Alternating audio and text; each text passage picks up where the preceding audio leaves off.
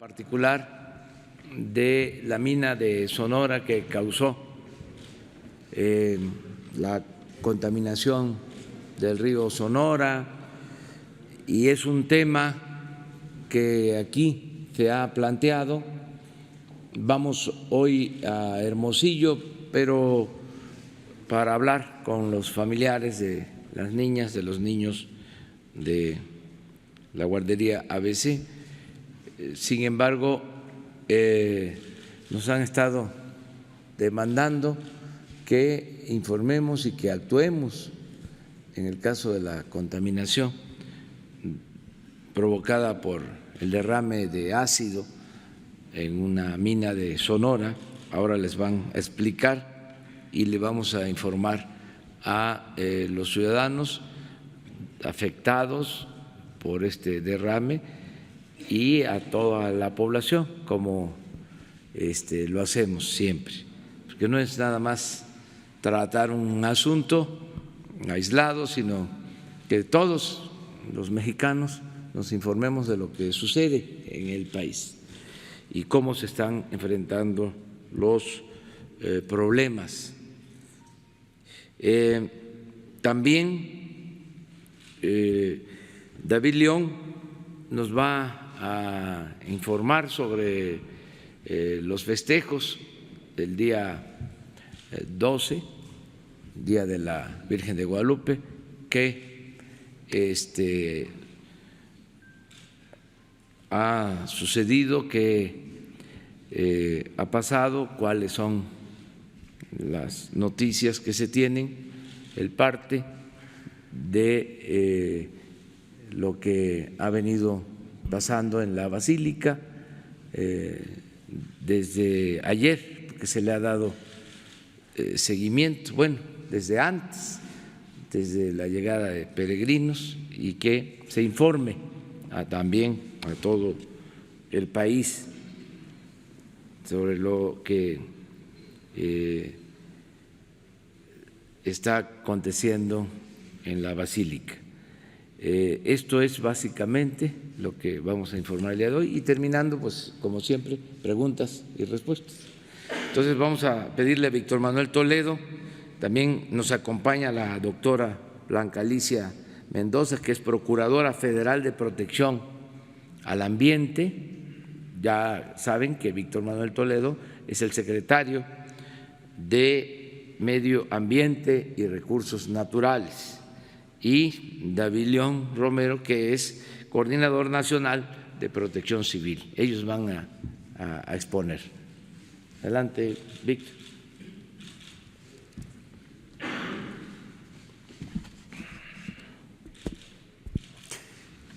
Muy buenos días, tengan todas y todos.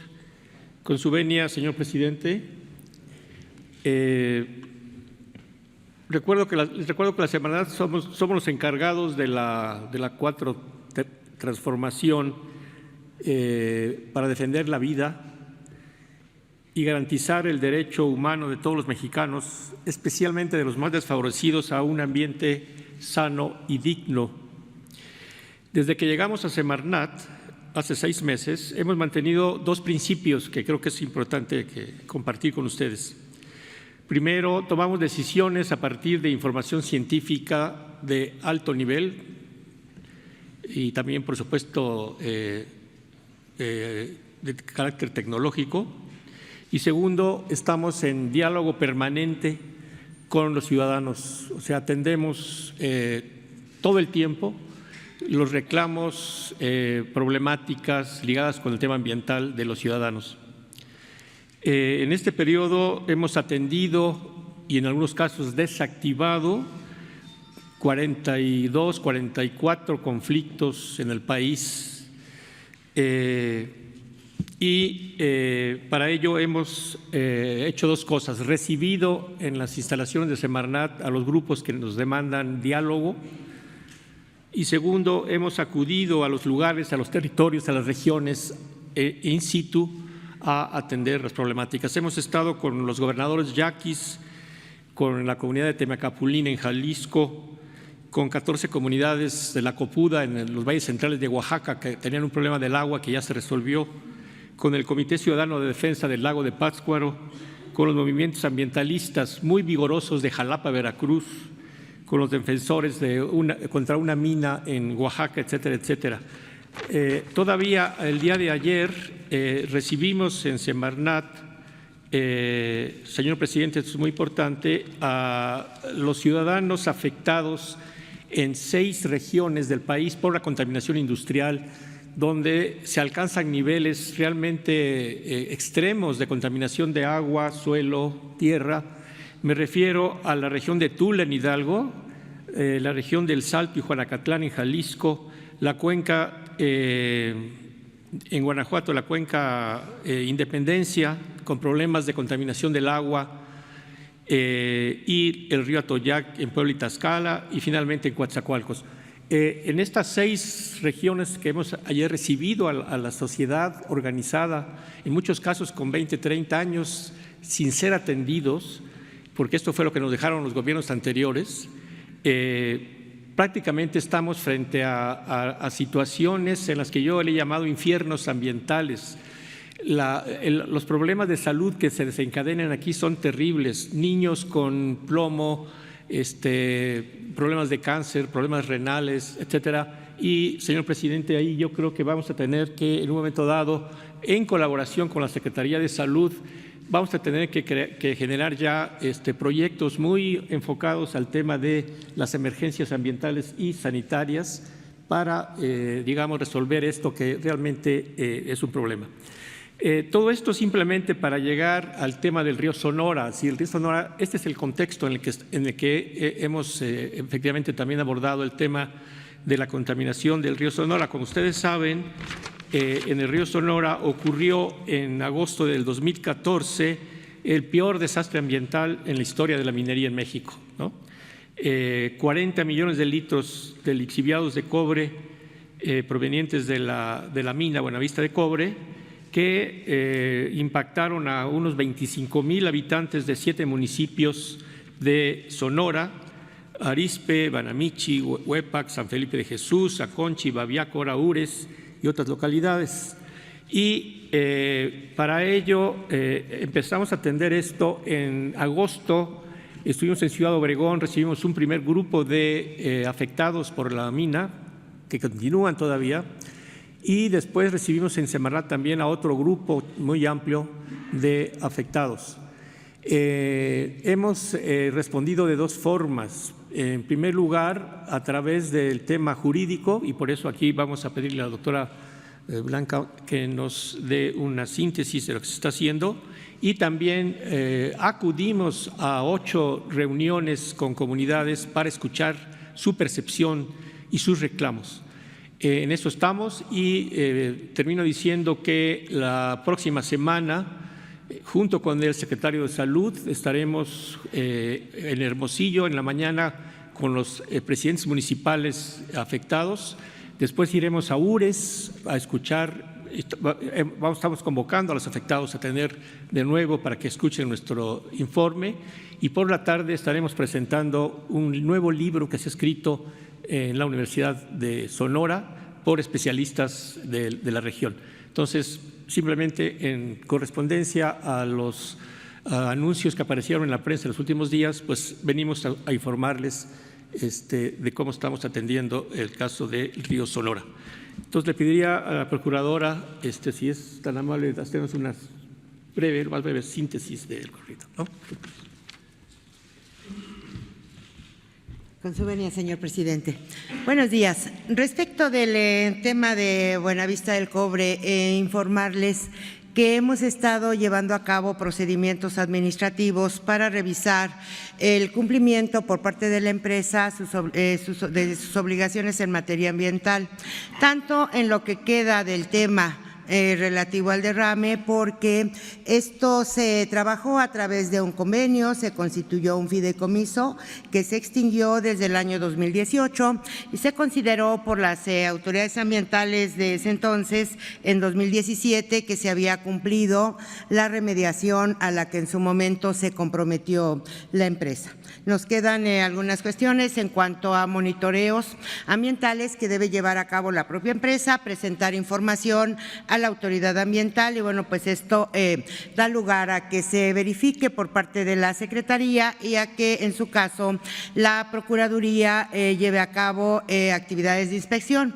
Estamos inspeccionando la nueva presa de Jales, también las instalaciones de la propia minera y por otro lado instalaciones de una minera que estuvo funcionando hasta el año de 1998. Hemos practicado notificaciones en esta semana y continuaremos con el procedimiento hasta su conclusión. Es lo que me permite informarles. Muchas gracias. Gracias, señor. Gracias.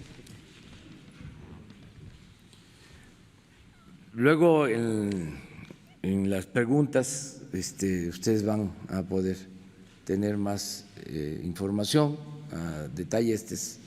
La Procuraduría está actuando, hay antecedentes, como aquí se ha dicho, se creó un fideicomiso que manejó 2,000 millones de pesos para remediar los daños, para atender a los afectados. No se concluyó bien con este proceso y ahora les van a explicar lo que se está haciendo para que se resuelva el problema, que es lo que está pidiendo la gente y es lo que vamos a hacer en este caso. Bueno, vamos a pedirle a David León que nos informe lo de la celebración de la villa. Muy buenos días a todos. Recordar a ustedes en esta fecha tan especial para todos los mexicanos que el Sistema Nacional de Protección Civil lo integramos el sector público, el sector privado, el sector social, en coordinación con todos los alcaldes de nuestro país y con todos los gobiernos estatales. Puedo informar a ustedes que con corte a las 7 de la mañana, en este gran operativo Basílica 2019, que debo decirlo es encabezado, coordinado de manera muy eficiente por los servidores públicos del Gobierno de la Ciudad de México, encabezados por la jefa de Gobierno, Claudia Sheinbaum, también la licenciada Rosa Isela, los compañeros de Protección Civil, el equipo de la arquitecta Miriam Ursúa, por supuesto con el apoyo de las alcaldías, principalmente la alcaldía Gustavo Amadero, que ustedes saben que el recinto, la basílica se encuentra en esa alcaldía, y por supuesto el apoyo de las instituciones del Gobierno de México. Decirles que además se registra una extraordinaria colaboración de la ciudadanía, una gran solidaridad de voluntarios que apoyan a los peregrinos que vienen de todo el país en estas fechas a visitar a la Virgen de Guadalupe. Con corte, les decía, a las 7 de la mañana tenemos una afluencia de 9.8 millones de personas al atrio y las calles aledañas de la Basílica de Guadalupe. En el sector salud tenemos más de 7.400 atenciones médicas, 16 traslados hospitalarios, 111 personas que resultaron extraviadas y que fueron localizadas con éxito. Se han producido más de 550 toneladas de residuos sólidos y se han repartido más de 96,000 litros de agua. Es importante mencionar que se registró el fallecimiento de una persona de 75 años. De manera preliminar puedo informar a ustedes que ha sido una muerte natural. Además, en los refugios se tienen albergadas más de 280,000 personas y se tiene un registro cercano a 5,000 casas de campaña. 4 personas puestas a disposición de la autoridad por algún delito, en este caso robo. En este gran operativo tan importante para todos nosotros, colaboran más de 5,000 servidores públicos y más de 500 vehículos atendiendo a los feligreses que visitan el día de hoy la Basílica de Guadalupe. Informar a ustedes también que de manera muy puntual el Gobierno de la Ciudad de México a las 12 del día dará un corte definitivo de las cifras de esta festividad. Muchas gracias. Con su permiso. Muy bien, pues este es el informe. Vamos a abrir. Si les parece, sobre el tema, bueno, sobre el tema 2, 3.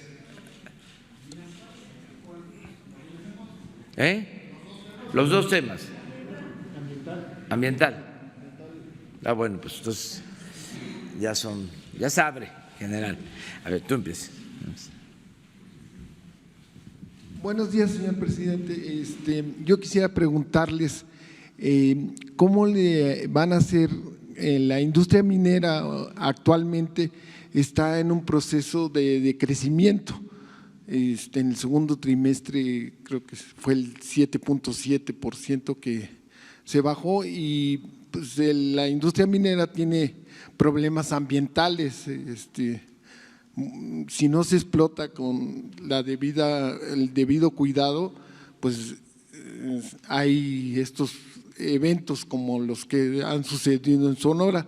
¿Qué planes tiene el gobierno en específico para reactivar la minería y qué planes para tener cuidado con el medio ambiente? Y otra pregunta sería, los grandes yacimientos que se han encontrado de minas de litio, ¿hay algún programa para que se exploten debidamente estas minas? El litio ahorita es como el producto minero de moda por la industria de la tecnología, las computadoras. Esas serían mis dos preguntas. Sí, mire, en general nosotros tenemos que cuidar el equilibrio entre la producción en general, el desarrollo y el cuidado del medio ambiente. Esto se le ha llamado desarrollo sustentable. Ahora ya tiene una denominación distinta, actualizada. Eso ya lo podría explicar aquí Víctor, pero lo que queremos es eso, cómo mantener las fuentes de trabajo, las empresas, sin dañar el medio ambiente. Sí es posible esto, lograrlo, pero si obtener crecimiento significa dañar al medio ambiente, no lo aceptamos. Lo más importante es cuidar el medio ambiente y la salud de las personas, de los seres humanos. Eso es lo más importante. Entonces estamos buscando que se mantenga este equilibrio y para eso la labor de la Secretaría de Medio Ambiente no se trata de detener la actividad económica. Necesitamos fuentes de trabajo, necesitamos crecimiento, pero al mismo tiempo garantizar que se proteja el medio ambiente y la salud de los mexicanos. Entonces, Víctor les puede aquí informar más sobre esto que estás planteando. Sí, efectivamente, complementando lo que ha dicho el señor presidente. A ver, no se está en contra, digamos, de la minería. No, para la Semarnat no hay una minería buena y una minería mala. lo que necesitamos hacer es simplemente ir caso por caso y confirmar a través de la inspección si están o no cumpliendo. Efectivamente, por otro lado, el mayor número de conflictos ambientales en el país se deben a la minería, efectivamente, pero como ustedes saben, hubo una enorme concesión para la explotación minera en periodos de los últimos 2 gobiernos anteriores. Pero efectivamente lo que queremos hacer efectivamente es simplemente hacer lo que se hace en cualquier país, digamos, aplicar las leyes para evitar que efectivamente la industria esté dañando tanto la salud ambiental como la salud humana. Ese es todo el objetivo. Aprovecho para informarles que la semana pasada estuve en Concamín y allí, que fue un encuentro muy fructífero, estuvimos con el presidente justamente de la Cámara de Minería y me ha invitado, porque esto es muy importante para nosotros, me ha invitado a visitar lo que él considera un ejemplo de minería sustentable. Tenemos mucho interés en verlo y hemos hecho un acuerdo con Concamín para ubicar, fíjense ustedes, las industrias que están ambientalmente en lo correcto para que ellos sirvan de ejemplo para el resto, que yo creo que hay muchas más, por supuesto, porque la situación es muy difícil, que no están siguiendo, digamos, la reglamentación, las normas desde el punto de vista ambiental. Por lo tanto, reitero, tenemos que examinar caso por caso y simplemente aplicar con todo cuidado y con toda honestidad las normas que tienen que ser aplicadas al caso de la minería, ¿no? Y en el caso del litio, ¿se va a concesionar las minas? Sí. Bueno, como ustedes saben,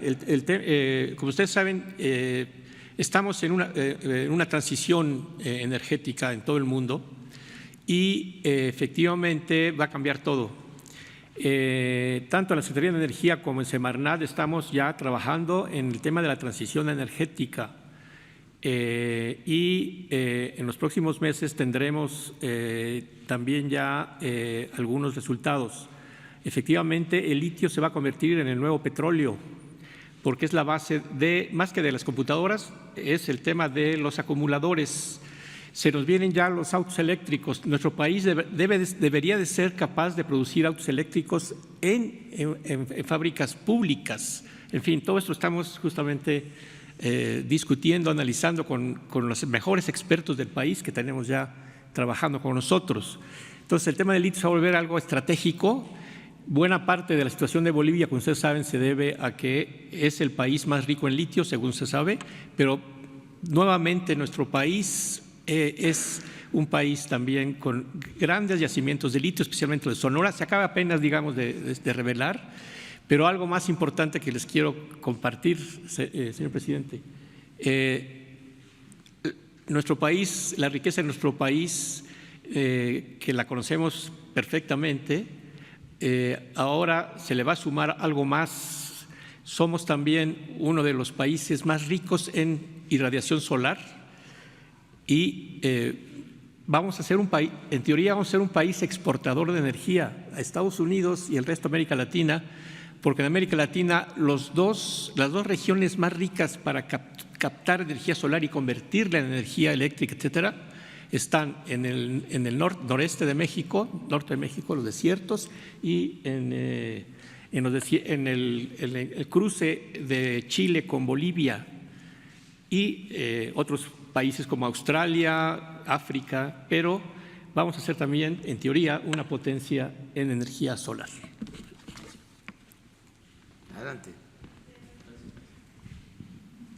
Gracias, presidente. Buenos días. Daniel Blancas, de Crónica. Aprovechando la presencia de funcionarios, haré algunas preguntas que tenía pendientes. Usted ha referido, y no hay que tenerle miedo a estas a veces discordias, ¿no?, que hay en los gabinetes. Ha referido, por ejemplo, la situación de Juárez, ¿no?, cómo era el gabinete de Juárez. Bueno, esta referencia la hago porque hoy publicamos un reproche de parte del secretario de Agricultura Villalobos en contra del trabajo que está haciendo la Secretaría del Medio Ambiente, el señor Toledo, respecto a la defensa de las especies en peligro de extinción. Lo que dice Villalobos es que se está descuidando la zona del Golfo de California, que es el hogar de la vaquita marina, y que esto implica pues un riesgo muy fuerte, muy grande de embargo de parte de Estados Unidos en perjuicio de esta zona y en perjuicio del país. Entonces, pues pedirle al señor Toledo que nos explique si efectivamente se está descuidando esta zona, si no hay la defensa apropiada para las especies en peligro de extinción y especialmente la vaquita marina. Y si me permite otra pregunta, por favor, presidente. Nada más introduzco diciendo de que se llevan muy bien, hay diferencias a lo mejor en algunos temas, no sé si en este en particular, pero es muy buena la relación. Sí existe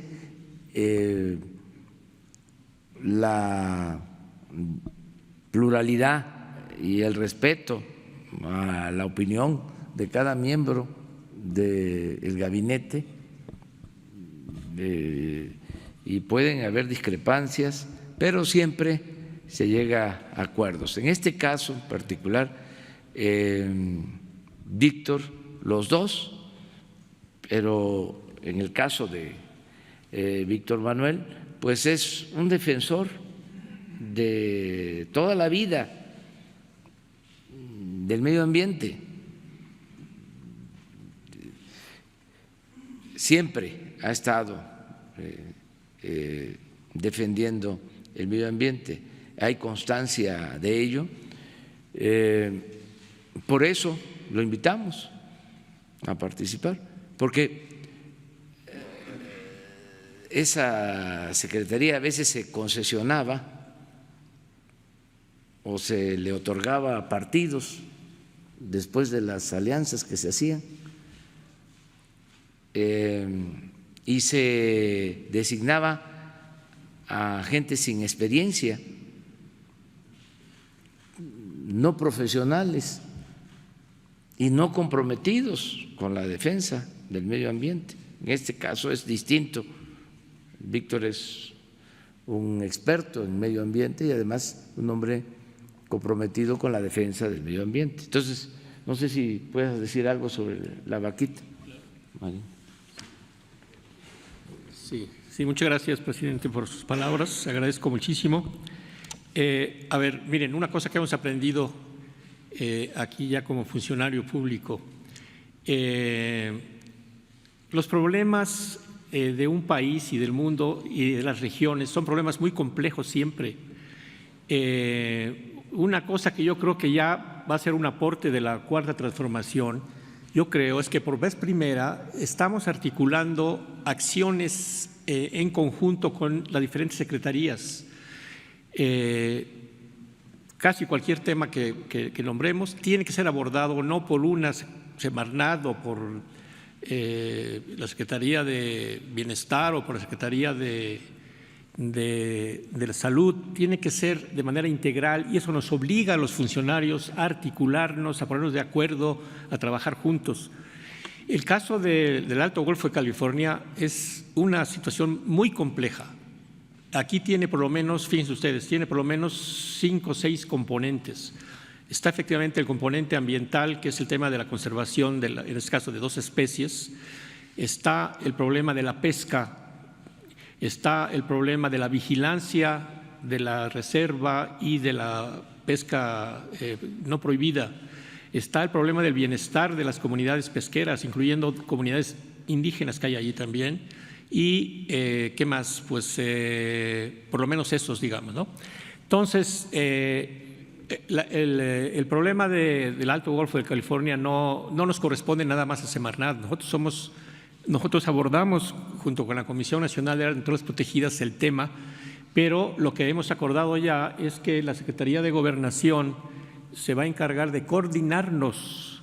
Entonces, no es un problema entre un secretario y otro secretario. Esto yo creo que, de nuevo, siempre lo estoy haciendo en las conferencias de prensa, Yo recomiendo mucha prudencia a los reporteros y periodistas, porque también algo que yo no sabía, es impresionante la cantidad, ahora sí que de fake news y de noticias que se inventan y nos causan muchos problemas. Hay que tener mucho más cuidado y tener una ética para, digamos, manejar la información. Entonces, no hay ningún problema con el secretario de Agricultura. Efectivamente, yo vengo de la academia, estamos acostumbrados a discutir. Para mí eso es de todos los días, y de disentir para poder llegar a acuerdos y a conclusiones. Y esto es algo por lo cual también estamos aquí con este gobierno del presidente. Secretario, que en este caso, bueno, hay documentos, ¿no?, donde oficios que le ha enviado el secretario Villalobos, incluso a la presidencia, un poco haciendo referencia a este tema. Más allá de esta discordia que pudiera interpretarse, ¿usted entonces niega que se esté descuidando esta defensa a las especies protegidas y en especial a la vaquita marina? No se imaginan lo que está haciendo la CONAM con el caso de la vaquita marina y con el caso de la totoaba también. Estamos recibiendo reportes todo el tiempo. Está también la Profepa también. Ustedes también están trabajando ahí muy arduamente junto con la Secretaría de Marina en la vigilancia. Tenemos relación también con las organizaciones conservacionistas, incluyendo internacionales. Estamos permanente en comunicación con los especialistas de allá de Ensenada. Si en algo estamos actuando es en ese caso, porque sabemos, digamos, el riesgo que tiene. Pero aprovecho también aquí, señor presidente, yo creo que también entra la Secretaría de Relaciones Exteriores. ¿Por qué?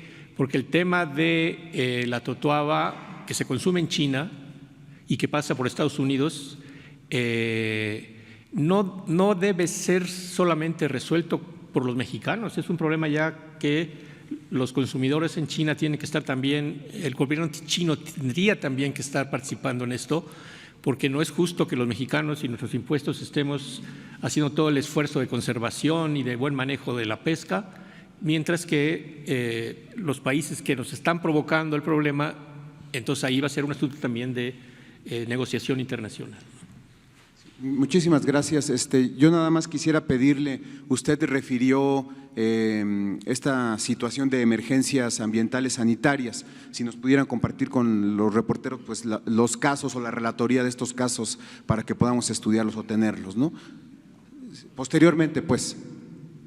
Sí, posteriormente. Sí, posteriormente. Les informamos. Sí, y la siguiente pregunta, presidente, aprovecho para comentársela. He estado yo reunido en las últimas semanas con diversos funcionarios del gobierno federal que ponen digamos un punto de interés en ciertos temas. Usted aquí ha referido esta situación de la austeridad, de limpiar las dependencias. Hace un par de semanas dijo todavía falta una sacudida más, ¿no?, en relación a las dependencias, pero sin embargo hay tres casos que me gustaría rápidamente compartirle que van un poco en ese sentido contrario, en el sentido de que se requiere un poco más de fortaleza humana y financiera. Uno es el caso del SAT. Tenemos referencia de que hay 1.600.000 créditos fiscales por cobrar, presidente. Esto equivale a que cada uno, hay una figura ahí que se dedica a esto, a cobrar estos créditos fiscales, que es la figura del ejecutivo fiscal. ¿Sabe usted cuántos expedientes le corresponden a cada uno por tramitar? Alrededor de 1.500 expedientes por cada ejecutivo fiscal o ejecutivo de recaudación. Entonces, la situación en el SAT es un poco complicada porque además cada uno de los ejecutivos gana 8,000 pesos, presidente. Entonces es un área que quizás, contrario a la austeridad o a lo que usted ha manejado aquí, sí requiere un poco más de fortaleza en este sentido, porque además, pues usted sabe lo que representa que se cobren estos créditos fiscales en dinero para la federación, ¿no? Ese es un caso. El otro, nos los compartió Ricardo Agüet, están vacías 1.200 plazas 1,200 plazas de trabajadores de la aduana que están descuidando la situación de esta dependencia y que también representan perjuicio financiero y fiscal para la Federación. Y el tercer caso, aprovechando que está aquí David, con el que estuvimos reunidos también recientemente, pues que David, ahora sí que su equipo y él se han multiplicado, digamos, para resarcir algunos vacíos legales y faltantes en esta tela de corrupción respecto a las declaratorias de emergencia y desastre. Usted sabe, y lo hemos referido aquí, pues la ola de corrupción en la que estaban metidas estas figuras. Se trata nada menos y nada más que de 200,000 millones de pesos, lo que los gobiernos de Calderón y Peña Nieto manejaron para las declaratorias y que no hay clara evidencia de que fueran manejados de una manera correcta. Sin embargo, presidente, no hay quien a ciencia cierta y quien plenamente se vigile la repartición, presidente. No hay quien supervise los censos de infraestructura dañada. No hay quien vigile el trabajo de los comités que hacen la relatoría de la infraestructura. No hay quien vigile la contratación de empresas para la reconstrucción ni los avances en la reconstrucción. Entonces son ahí vacíos legales y vacíos humanos y financieros que me gustaría ponerle sobre la mesa. Son 3 casos que le comento que he estado estudiando durante las últimas semanas para hacerle la pregunta. Pese a esta situación que usted ha venido apoyando de la austeridad, ¿qué hará usted con estas áreas estratégicas desde el punto de vista financiero para reforzarlas y para poner atención a favor de las finanzas públicas? Bueno, en el caso del SAT se ha avanzado muchísimo. Yo considero, como en otros asuntos, que lo fundamental es la honestidad de los funcionarios, de los servidores públicos. En el SAT hay un equipo de profesionales, de gente honesta. Hemos cuidado mucho eso, que se encargue esta labor de la recaudación de los impuestos a gente honesta. Y lo mismo en lo que tiene que ver con aduana. Por eso lo de Margarita Ríos, que ahora pasa a ser parte de la Suprema Corte de Justicia, ya ministra de la Suprema Corte de Justicia. La semana próxima vamos a nombrar al nuevo director del SAT, que tiene que tener las mismas características, el mismo perfil de Margarita Ríos, una mujer honesta, recta, íntegra. Entonces, eso ayuda mucho. En el caso de la carga de trabajo que se tiene, eso se tiene que ir resolviendo, se está trabajando en ese sentido. Este año se ha avanzado porque se obtuvo mejor recaudación que el año pasado y yo espero que cada vez va a funcionar mejor el sistema de recaudación de impuestos, porque no hay corrupción, no se tolera la corrupción, y nos va a ayudar mucho lo que ayer se aprobó en el Congreso. Se modificó el artículo 28 de la Constitución y se establece que queda prohibida la condonación de impuestos para grandes contribuyentes, porque esa era la gran fuga. Es increíble cómo se les condonaban los impuestos a las grandes empresas, a los bancos. Estamos hablando de miles de millones de pesos.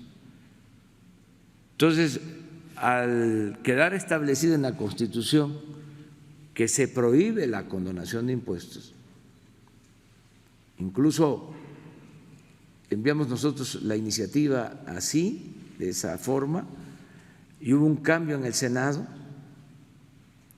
se envía a la Cámara de Diputados. El cambio consistía en que podían darse casos de excepción, en donde se podía llevar a cabo la condonación de impuestos. Nosotros manifestamos nuestra inconformidad y nos fuimos escuchados en la Cámara de Diputados para que le quitaran eso, porque si no, por ahí se iban. Un poco como sucedía en los casos de las emergencias. ¿Cómo se llama? Declaratorias de emergencia y de desastre. Muchas veces no había emergencia, ni mucho menos desastre, pero sí había corrupción. Se utilizaba esta figura para sacar dinero, 200,000 millones, presidente. Mucho dinero, con ese propósito. Entonces, regresando a lo del SAT y aduanas, vamos a ir resolviendo, limpiando, vamos a seguir avanzando en este propósito y que se tengan los servidores públicos indispensables. Cuando hay honestidad, tampoco se requiere de muchos fiscales, porque se había llegado al extremo de que por cada servidor público un supervisor, y era nada más simulación, y había corrupción en el servidor público y corrupción, desde luego, para el supervisor. Pero en este caso, presidente, imagínese una persona que gana 8,000 pesos y Sí. que tiene sobre la mesa 1,500 expedientes. Vamos a revisar eso, vamos a tomar en cuenta lo que tú estás planteando, pero hay otros mecanismos, por ejemplo, simplificar los procedimientos, hacer inspecciones aleatorias, no se tiene que ir caso por caso, a lo mejor, y es lo más seguro, los grandes contribuyentes no eran fiscalizados, estábamos hablando de pequeños o medianos contribuyentes, como siempre, cargar toda la fuerza de la ley o todo el rigor de la ley a los de abajo y garantizar impunidad a los de arriba. Entonces hay que ver eso, pero sí tomamos en cuenta tu propuesta. Porque al ritmo que se trabajó este año, presidente, tardarían 15 años en cobrarse todos los créditos fiscales. No. Entonces, solamente le haría la pregunta así muy concreta. No es a rajatabla esto de que amárrate el cinturón. Se pueden observar ciertos Sí, claro temas que sí. para decir aquí Sí, necesitas lo más que es dinero. indispensable, porque habían excesos, además de un aparato burocrático, oneroso, costosísimo para los ciudadanos. Además de eso, prevalecía la corrupción.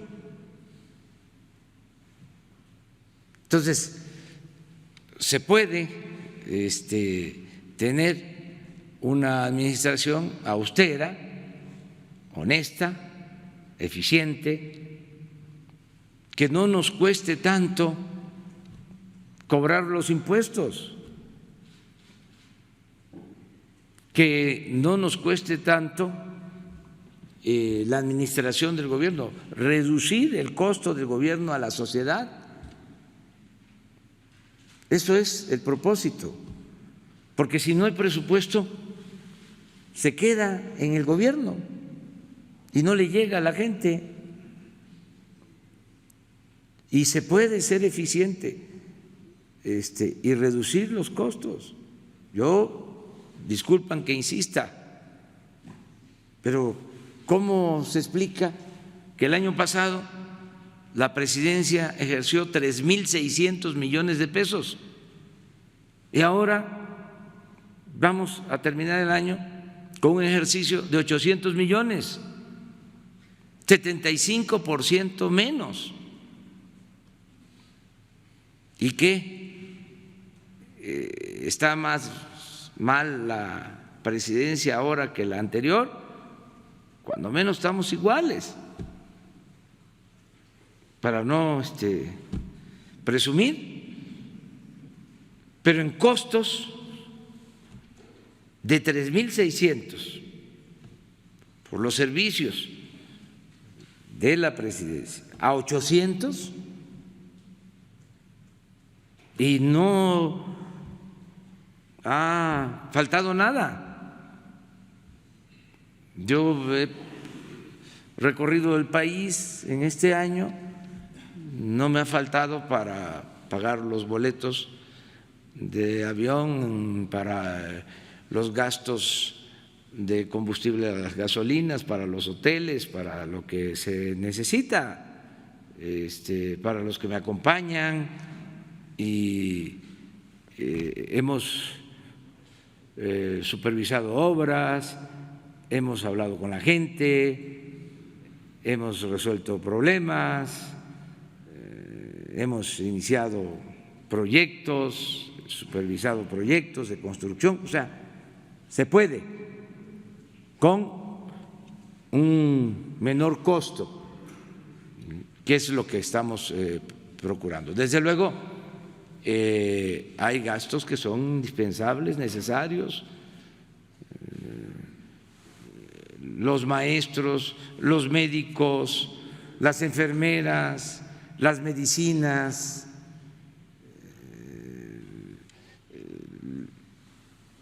la seguridad, pues eso tiene que tener los recursos que se necesitan, y en este caso pues también la recaudación de impuestos, ¿no? Porque son los ingresos que permiten que haya presupuesto. Acerca de las declaraciones de emergencia, sí era excesivo lo que se gastaba. A mí me gustaría que David les informara, no sé si tenemos aquí la gráfica que se presentó hace unos días, porque esto es muy interesante, y que también David nos informe cómo estamos terminando el año en cuanto a precipitación, es decir, en lluvias, sequía, problemas que hemos enfrentado, desgracias, tragedias, afectaciones, desastres naturales, algo que puedas, porque estamos por terminar el año y la protección civil es importantísima. Pero empecemos por cuánto se gastaba anteriormente.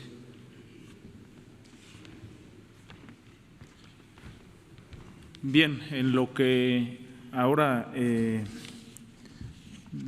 se proyecta el número de declaratorias de emergencia y desastre comparadas con los años pasados, quisiera comenzar diciendo que, bueno, este país es megadiverso, extraordinario. Bueno, en el detalle que ustedes pueden ver aquí, en color guinda las declaratorias de emergencia, en color arena las declaratorias de desastre. Este es un corte muy cercano a esta fecha, tener un par de semanas de antigüedad. Con mucho gusto yo les haré llegar la información del corte que tenemos al día de hoy. Las declaratorias de emergencia y las declaratorias de desastre son esa herramienta que se tiene en el Fideicomiso Fonden para poder accesar a sus recursos. El Fideicomiso Fonden nació en 1996 como un instrumento vanguardista que tuvo sus primeras reglas en 1999. Estas declaratorias se emiten a solicitud de los gobiernos estatales. Cuando un gobierno estatal identifica un fenómeno en su territorio, se acerca al Sistema Nacional de Protección Civil y solicita una declaratoria, vamos a decir un ejemplo, por lluvia. Esa declaratoria llega a esa solicitud de declaratoria llega a nuestros escritorios y nosotros tenemos que así lo mandata la ley, pero es un protocolo que tenemos que esto siempre solicitamos que un tercero lo dictamine. En el caso de la lluvia, con agua. Tiene el Coordinador Nacional de Protección Civil la atribución de poder declarar en emergencia sin esa dictaminación. Eso no lo hacemos. El protocolo que tenemos es que siempre exista un tercero que lo dictamine. Es bueno que el coordinador tenga una atribución de declarar un espacio en anticipado que podría estar en emergencia, sí, porque si tuviéramos un ciclón tropical en la península de Baja California, que en algún momento sabemos que va a llegar al territorio y que no vamos a tener comunicación o no vamos a poder aterrizar ahí con algunos aviones con insumos, bueno, es bueno que con anticipación podamos declarar una emergencia y con ello poder atender a la población. Pero repito, lo que marca nuestro protocolo es siempre que exista un tercero que valide eso. En el momento que Conagua dictamina que la lluvia existió, en ese momento nosotros firmamos una declaratoria de emergencia y o desastre para atenderla a la población. La declaratoria de emergencia otorga insumos de primera necesidad a la población, despensas, colchas, cobijas. Y la declaratoria de desastre arranca una serie de censos de la infraestructura que se dañó justamente para reconstruir esa infraestructura dañada por el fenómeno que se tenga. Esto es el monto de las declaratorias de emergencia y de desastre de los años anteriores. Como ustedes pueden ver, en el 2018 se ejercieron para este concepto cerca de 14,000 millones. Y en el 2017 cerca de 42,000 y en el 2016 9,000 y así hacia atrás. La cifra que nosotros tenemos al día de hoy de manera preliminar, ya después de haber hecho esos censos y ya siendo validados por la Secretaría de Hacienda, debe estar cercana a los 1,500 millones de pesos. Recordar que Fonden para el ejercicio 2019 se le etiquetaron 3,644 millones de pesos. Es decir, recordar que es un fideicomiso, es decir, no sé, el remanente que exista se queda en la bolsa del fideicomiso para atender las reconstrucciones de años anteriores. Decir también que Daniel mencionaba acerca de estos espacios que nosotros hemos identificado donde podemos trabajar mejor, es decir, mucha disciplina en las declaratorias. Se declara en emergencia aquello que realmente tiene la magnitud para ser una emergencia y se declara en desastre solamente aquello que tiene la magnitud para ser un desastre. Estamos, como lo han comentado, haciendo un esfuerzo muy importante por observar que la ayuda que llega al territorio realmente los damnificados la reciban. Existe un reporte de la Auditoría Superior de la Federación de años anteriores que ustedes fácilmente pueden consultar, donde pues se dictamina que los apoyos no los recibe la gente afectada. Por eso nosotros hemos hecho un esfuerzo por verificar que la ayuda realmente llegue a los damnificados. En segundo lugar, somos muy rigurosos y seguimos muy de cerca los censos de daños que existen en el territorio. Personalmente hacemos esos recorridos con los gobiernos estatales, los gobiernos municipales, para que nada que se haya dañado quede fuera, pero que no existan obras que no hayan sido impactadas por ese fenómeno que entren en ese censo. Y por supuesto con la integración de todo el gobierno de México, de todas las instituciones que tienen que ver con esta infraestructura que se daña,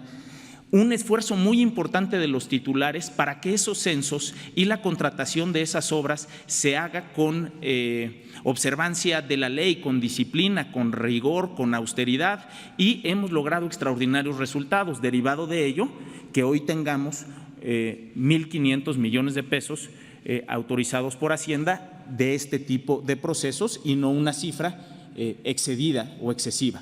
En cuanto a lo que el presidente refería, yo quisiera comentar que nunca antes un presidente de México había solicitado de manera personal un reporte de protección civil al Sistema Nacional de Protección Civil, como el reporte que el presidente solicita todos los días a las 6 de la mañana y él personalmente dirige y monitorea los efectos que tienen los fenómenos en nuestro país. Muchos de esos fenómenos pueden predecirse, pueden pronosticarse, muchos otros no. Sin embargo, esta es una gran diferencia que tiene el sistema hoy. Por supuesto, honestidad, la observancia de la ley, el rigor, la disciplina, y que para este gobierno la protección civil es un tema de absoluta relevancia y que se revisa todas las mañanas en el Gabinete de Seguridad.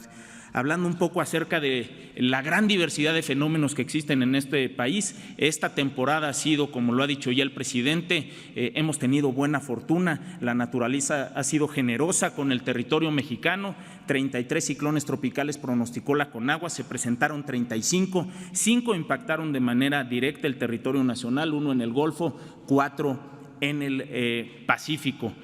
Afortunadamente logramos atender todos ellos con prontitud, con eficiencia. Decir también que hemos tenido en lo que va del año, del 1 de enero al día de hoy, cerca de 25,000 sismos.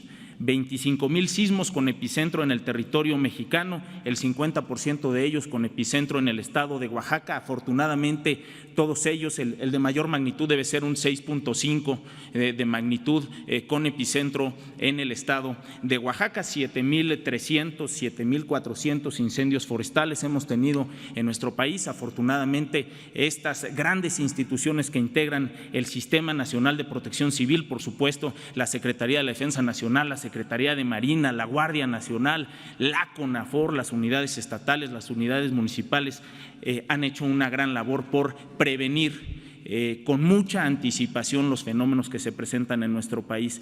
Hoy el Gabinete de Seguridad conoce con días de anticipación que una tormenta tropical puede acercarse a nuestro territorio desde antes que se haya formado, es decir, cuando es apenas una baja presión. Eso nos permite tener una mucha mayor coordinación. Y terminaría, presidente, con los datos que usted me ha solicitado acerca de la precipitación pluvial en nuestro país. El sistema Cutzamala, este sistema que brinda agua a la Ciudad de México, gracias a la extraordinaria administración que se ha hecho del agua por parte del gobierno de la Ciudad de México, por supuesto por parte de la Conagua y de la ciudadanía, tiene hoy cerca de un 6% más de almacenamiento que en un año promedio, cerca de 6% más de almacenamiento que en un año promedio. Ha sido un año que ha llovido menos, cerca de 4% de déficit tenemos en la lluvia al día martes, en el corte del día martes, que tenemos un déficit del 4%, y las 210 presas que monitorea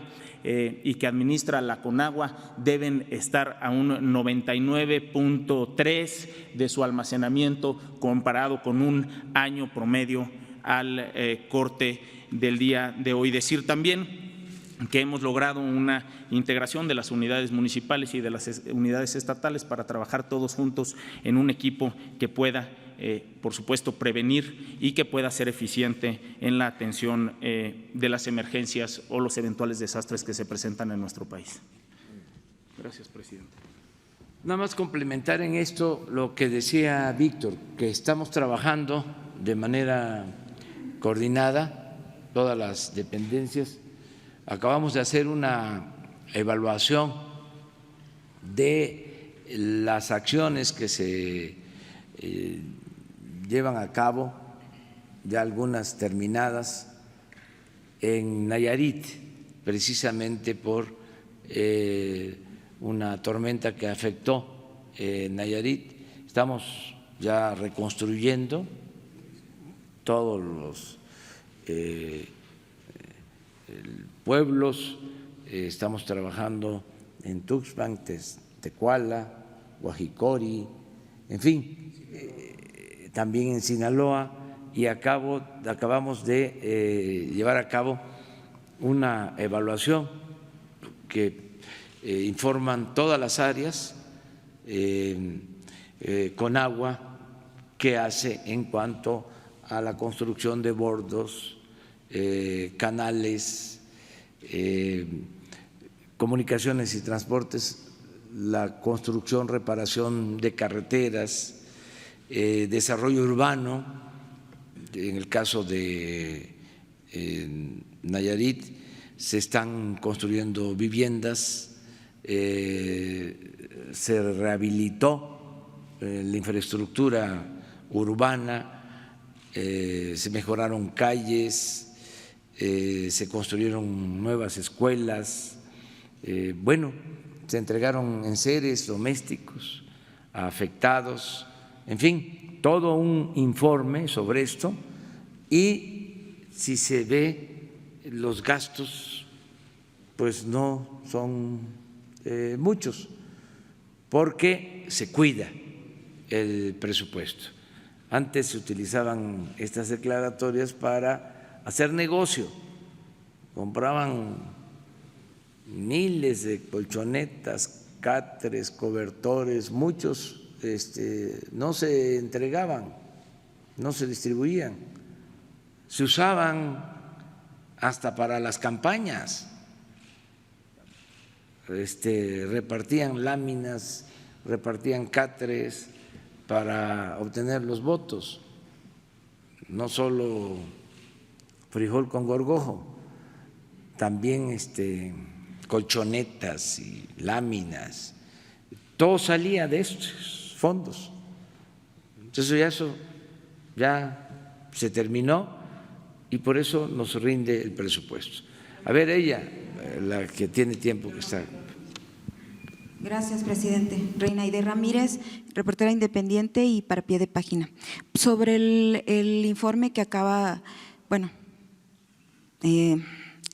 lo que anunció ahí, acciones concretas, si nos puede decir, por favor, el titular de Semarnat, acciones concretas, ya ha pasado un año de que usted está en el gobierno y de que él está trabajando, se supone que ya debería de tener un trato con la empresa, y la empresa ya debió haber dicho qué está haciendo para remediar realmente el daño. Preguntas concretas sería si ya tienen un acuerdo, si se va a reactivar un fideicomiso, el que ya estaba, o si se va a hacer uno nuevo para la remediación, si el hospital se va a recuperar, se le va a quitar el comodato, si nos puede explicar eso, cómo está lo del por qué se dio un comodato, si lo puede explicar. La gente de Bacanuchi, usted prometió que iba a estar en contacto, si nos puede informar sobre eso. También sobre la presa de Jales, qué es lo que encontraron, la procuradora, qué es realmente lo que encontraron, si de verdad no representa un riesgo para toda la población del río Sonora y la sierra de Sonora. También si nos puede hacer una línea de tiempo de lo que han encontrado, así como la que hizo la Sedena, por favor, o algo parecido, para tener un poco más de detalle de qué es lo que están haciendo ustedes concretamente en el caso de la remediación del daño del río Sonora. Y también usted habla, presidente, de que justamente en Semarnat se metía gente que no estaba comprometida con el medio ambiente o con el gobierno. Entonces aquí, ¿cómo va la limpia en Semarnat, sobre todo en los estados? ¿Qué están haciendo con el personal que no estaba comprometido? Si hay nuevo personal y cómo está trabajando, si ya tiene gente en la de gira, si hay… El otro punto, habla usted de lo del litio, que en Sonora ya se descubrió un gran yacimiento. Más que avisarnos que van a traer empleos de Semarnat, lo que nos gustaría escuchar es qué va a hacer usted para detener o que realmente se cumpla con las condiciones medioambientales para que no sea un riesgo más para Sonora, porque Sonora tiene 5,000 concesiones mineras y 200 están en exploración. Y lo que usted vio en Hidalgo, cáncer, plomo en los niños, eso lo va a ver y en mayor cantidad en Sonora, porque Hidalgo es una sexta parte del peligro que tiene Sonora en cuestión de minería, bueno, según los datos que tiene la Secretaría de Economía. Entonces, si podía, por favor, dar más detalle de esta situación, sobre todo sobre la remediación del daño. Bueno, le vamos a pedir aquí a la procuradora que nos explique, nada más en lo que tiene que ver con lo del terreno del hospital, ya dimos instrucciones de que ese terreno no se ocupe para instalaciones de la Guardia Nacional, sino que se utilice para lo que fue contemplado, es decir, para la construcción del hospital. Eso de manera muy, como dices tú, concreta, o sea, como respuesta, hospital público. Sí se va a hacer el hospital, o sea, se va a obligar a la empresa que lo haga. Sí, y no va a ser utilizado para la construcción de instalaciones de la Guardia Nacional. Eso lo va a explicar ahora la procuradora, porque tenemos que ver sobre el destino de los 2,000 millones de pesos del fideicomiso y ver si en el caso de que se haya ejercido bien y completo ese dinero, si fue suficiente y no se demanda de un presupuesto adicional. Pero eso me gustaría que lo planteara la procuradora.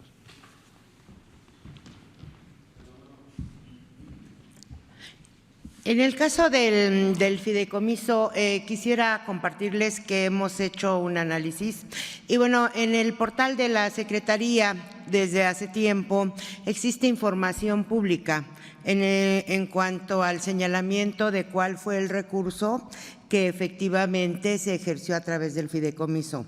Cuando se celebró el convenio correspondiente entre la Secretaría y la empresa Buenavista del Cobre, esta se comprometió a afectar en fideicomiso 2,000 millones de pesos. Se inició únicamente con 500 millones de pesos.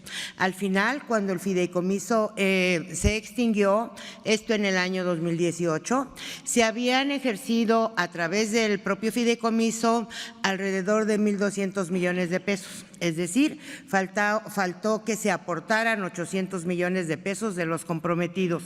Se ha señalado, y así se advierte de esta información de carácter público, que se hicieron erogaciones por parte de la empresa por fuera del fideicomiso. Sin embargo, el compromiso y la obligación asumida por ella fue aportar los 2,000 millones de pesos. Este compromiso se basa en un reconocimiento de la propia empresa en cuanto a que efectivamente dañó el ambiente con motivo del derrame que ocurrió a partir de sus instalaciones.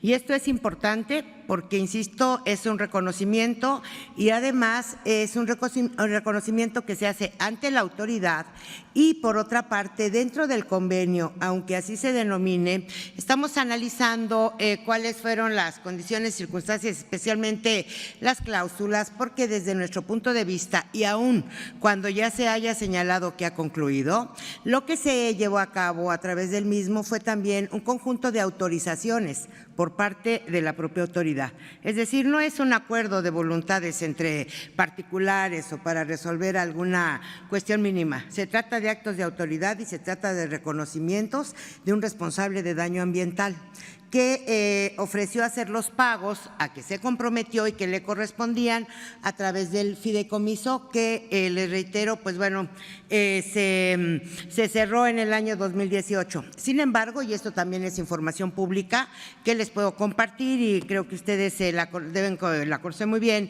la Suprema Corte de Justicia de la Nación está analizando actualmente este tema. Y lo está analizando porque, como salió hace algunos meses, decidió respecto del mismo ejercer la facultad de atracción. ¿Para qué? Para determinar si por virtud del fideicomiso se llevaron a cabo actos de autoridad o si, como se ha venido sosteniendo también a lo largo del tiempo, este es un fideicomiso privado. Nosotros hemos venido analizando el tema y no compartimos esta postura. Por esta razón, insistimos en que la empresa debe responder, especialmente como ejemplo el caso del hospital, pues asumió el compromiso de reparación, es parte de la reparación, y les recuerdo que la reparación del daño es un derecho humano. Los derechos humanos, conforme a nuestra Constitución, son imprescriptibles, son inalienables. Entonces, todas estas cuestiones esperamos que se tomen en cuenta. En lo que corresponde a las inspecciones a las empresas mineras, trabajamos con base en un programa. Tenemos poca tecnología, hemos estado trabajando conforme lo ha señalado el señor presidente, con austeridad, pero con mucho empeño. Tenemos, para empezar ahorita, yo espero, 2 drones con los que estamos apoyando la práctica de las visitas de inspección.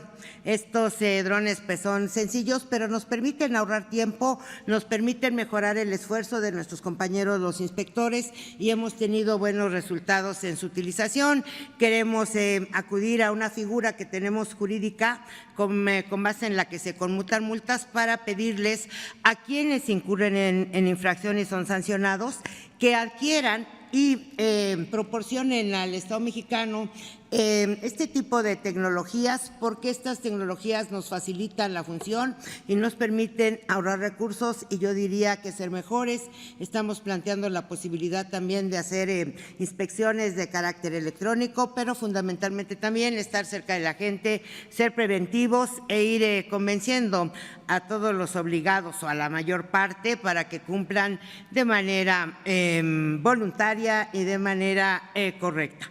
Muchísimas gracias. ¿Pero qué encontró, señora, en la presa de Jales? ¿Es un riesgo Bueno, o no es un riesgo? Y sobre el fideicomiso, por favor, lo que está diciendo es que la empresa va a reponer los 800 millones o que está en litigio hasta que la Corte decida.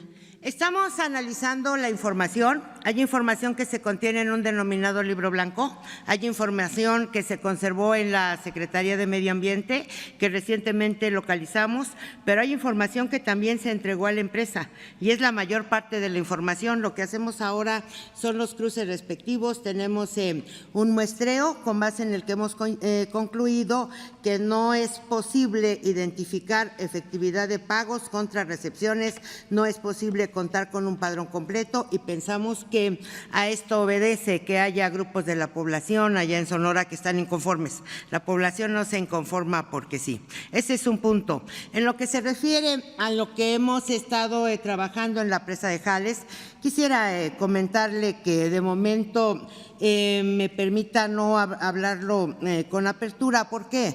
Porque cuando practicamos procedimientos de inspección en el ejercicio de la función que nos corresponde de procuración de justicia ambiental, debemos guardar reserva. Y debemos guardar reserva porque también los visitados pues gozan de derechos fundamentales. Uno de ellos, y que conocemos muy bien, hemos aprendido a vivirlo, es el principio de presunción de inocencia.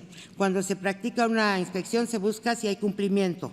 Cuando se considera que puede no haberlo, se emplaza, etcétera, pero no podría abrir la información porque esto puede dar al traste con el resultado del procedimiento. ¿Cuándo concluye la inspección, el dictamen? Ahorita acabamos de hacer unas notificaciones. La empresa tiene la posibilidad de ejercer su derecho de defensa, aportar pruebas. Una vez que se aporten las pruebas, nosotros analizamos y podemos emitir una resolución. Yo diría que a finales del primer trimestre del año entrante, si es que van cumpliendo dentro de los plazos. Entonces, ¿no hay disposición de la empresa para remediar el daño en el río Sonora? Yo no diría si hay o no disposición. Nosotros estamos haciendo trabajos, estamos notificando. El tema del río Sonora es distinto del tema de la presa de Jales. El tema del río Sonora, así denominado, se refiere al derrame. Estamos haciendo los análisis y yo considero que el Poder Judicial está por resolver y nosotros pues podemos actuar con base también en nuestras propias facultades. Gracias, señor. Nada más para tranquilizar. Miren, ¿qué hubiese pasado si los mexicanos no hubiesen decidido en favor de un cambio? ¿Se estaría tratando este tema? Entonces, sí hay diferencias, no somos iguales. Desde luego, la justicia a veces tarda, pero llega cuando hay voluntad de parte de la autoridad. Cuando no hay voluntad, pues no llega nunca. Aquí, como lo hemos dicho, nos dejaron un elefante echado. Entonces, lo paramos, lo levantamos, pero es un cuerpo de avance lento. Lo estamos empujando para que camine, pero va a caminar, me canso ganso, va a caminar, va a trotar, va a correr. Es un proceso, es una transformación. Hace poco comenté de que estamos en un proceso de transición donde lo viejo no acaba de morir y lo nuevo no termina de nacer, pero sin duda, ¿sí?, vamos a la transformación, vamos al cambio. Nosotros no le vamos a quedar a deber nada a los mexicanos, nos vamos a poner al corriente, nada, no le vamos a fallar al pueblo, y va a haber justicia, y ya no hay influyentismo, ya el gobierno no está al servicio de un grupo o de potentados. Ya el gobierno no está convertido, como era antes, en un comité al servicio de una minoría. El gobierno representa a todos, pero la transformación se tiene que llevar a cabo de manera pacífica y por los cauces legales. Lo que decía aquí la licenciada, tenemos que proceder legalmente, que haya un auténtico Estado de Derecho y no apresurarnos a condenar, a hacer juicios sumarios, confiar en que las instituciones se están renovando. Ayer me dio mucho gusto asistir al informe del presidente de la Suprema Corte de Justicia. Me gustaría que se difundiera ese informe, claro que les corresponde a ellos, porque es un informe inédito, donde la mitad de su texto es reconocer que en el Poder Judicial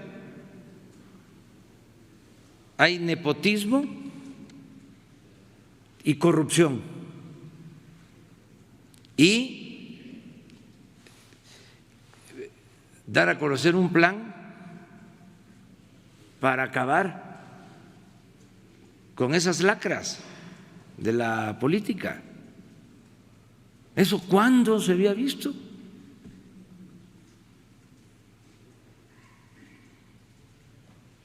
Entonces, si en este caso está por resolverse lo de un amparo, tener confianza de que el Poder Judicial, en este caso la Suprema Corte de Justicia, va a resolver de conformidad con la ley y se van a reparar daños, estoy seguro, y se va a atender a la población y vamos a que se imparta justicia en Sonora y en todos los casos. Entonces, nada más decirles eso. Ya no voy a poder seguir contestando preguntas porque voy precisamente a Hermosillo, vamos a Sonora.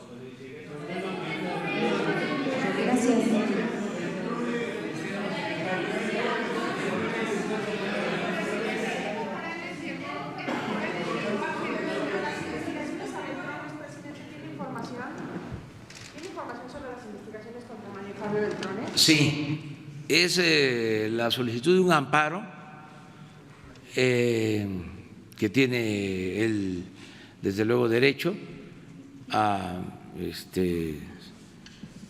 solicitar y a que se le otorgue, en su caso, si así lo decide la autoridad competente, por el asunto de Chihuahua.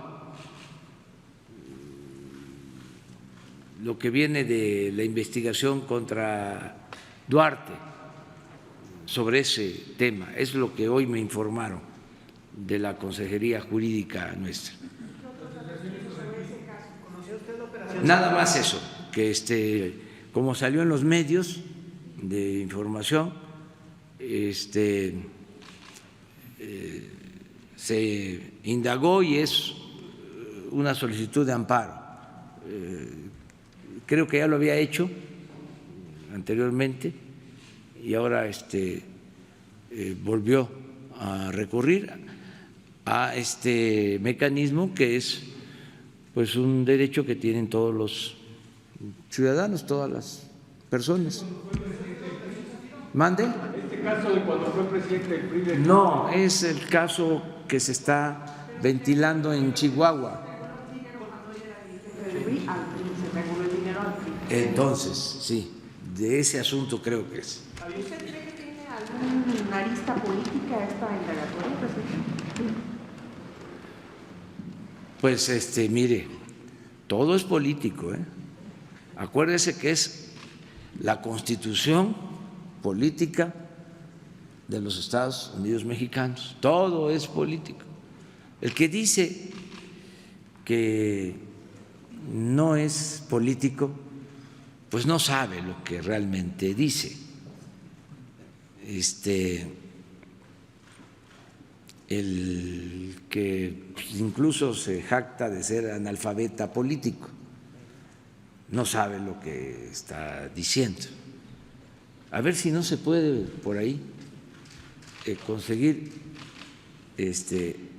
algo sobre el analfabetismo en política. Es incluso un poema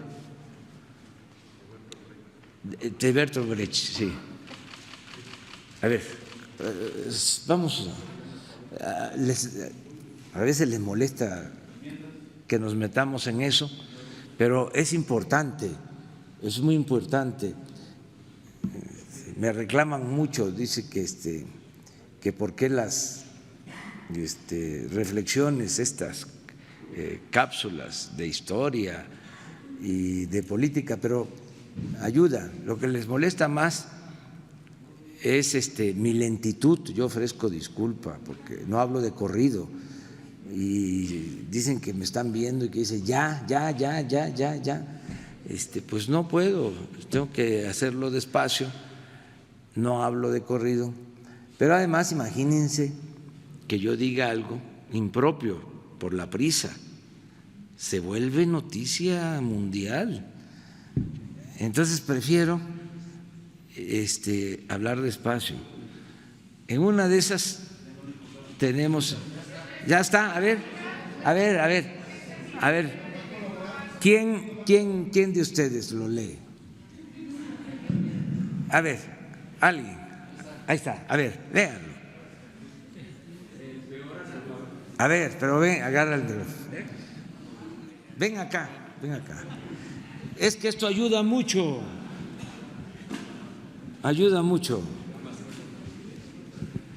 El peor analfabeto es… Ok.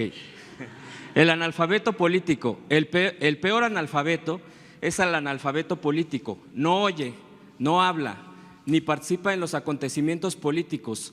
No sabe que el costo de la vida, el precio del pan, del pescado, de la harina, del alquiler, de los zapatos o las medicinas dependen de las decisiones políticas.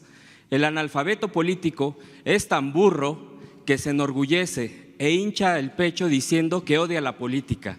No sabe el imbécil que de su ignorancia política nace la prostituta, el menor abandonado y el peor de todos los bandidos, que es el político trapacero, granuja, corrupto y servil de las empresas nacionales y multinacionales. ¿Le gustó? A veces se difunde. Bueno, nos vemos mañana. No, nos vemos el lunes. No. Huelga.